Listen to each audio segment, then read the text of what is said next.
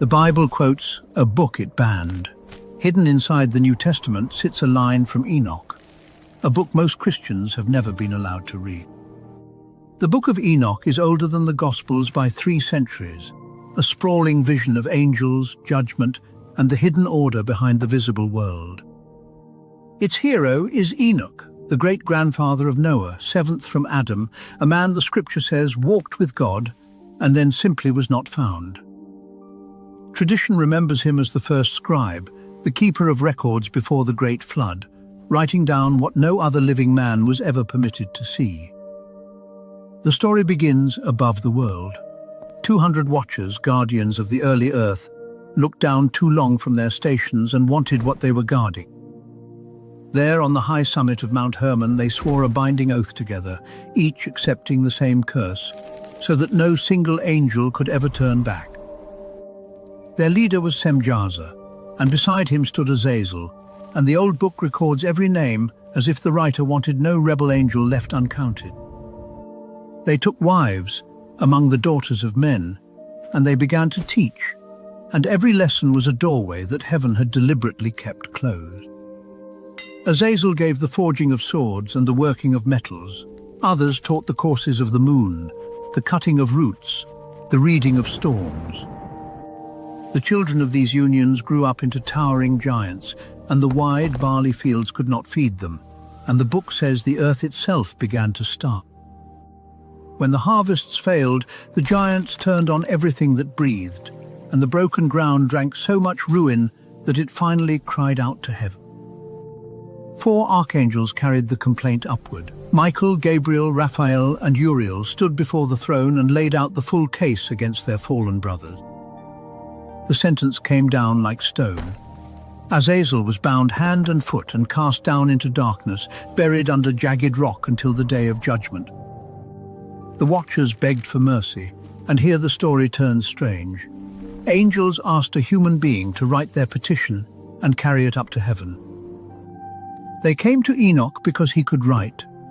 The first man of letters became the lawyer of fallen angels, and Enoch did not dare refuse them.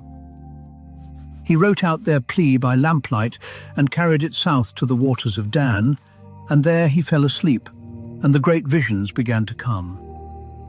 Heaven refused the petition, but instead of sending Enoch home, the high gates opened, and a mortal man was taken up alive into the courts above. Uriel walked beside him through the first heaven, past the storehouses of the winds, the cold vaults of snow, the chambers where the mist is kept. He saw the paths of the stars weighed and measured, every light in the sky moving on its own schedule, obedient in a way the watchers were not.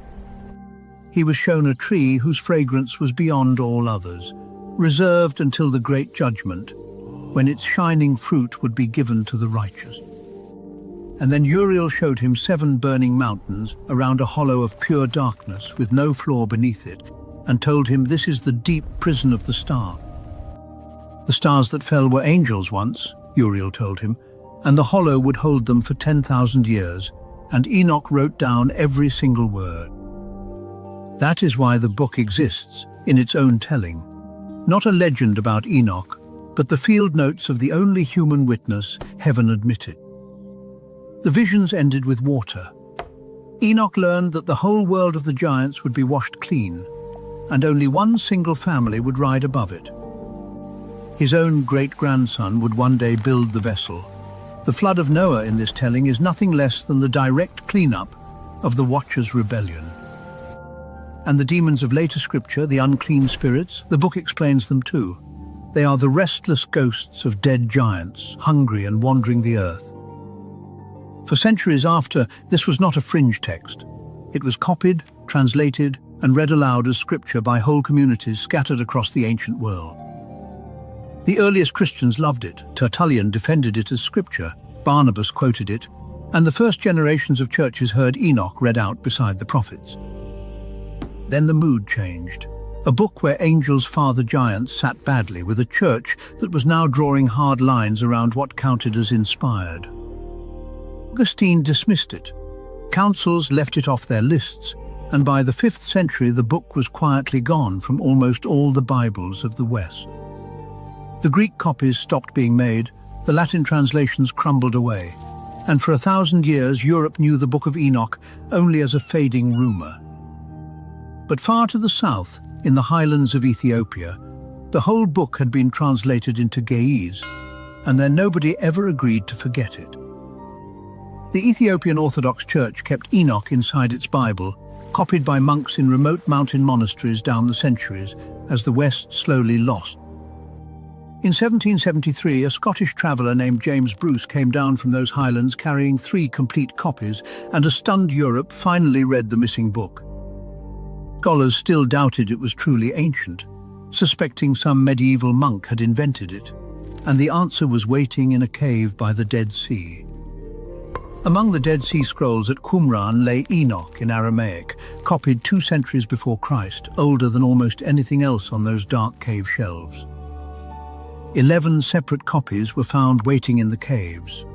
Whoever hid that library treasured this book, and they hid it well enough to safely reach us. The dating settled the old argument. The Book of Enoch was written whole centuries before the Gospels, which makes what happens next very hard to explain.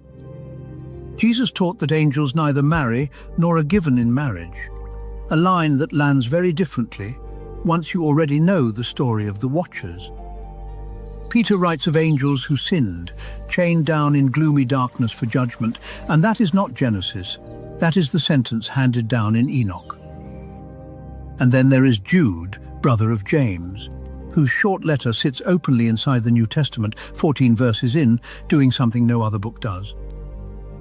Jude quotes the Book of Enoch openly by name, as genuine prophecy. The canon that expelled Enoch still carries a living piece of him inside it. Behold, the Lord comes with 10,000 of his holy ones. Jude is citing Enoch's very first chapter and calling it the words of a prophet. So the Church Fathers faced a puzzle they never solved. If Enoch is false, why does Scripture quote it? And if true, why was it ever cut? There is no official answer. The strange book simply sits outside the high canon walls, endlessly quoted, never readmitted, exactly where it has sat for 16 centuries.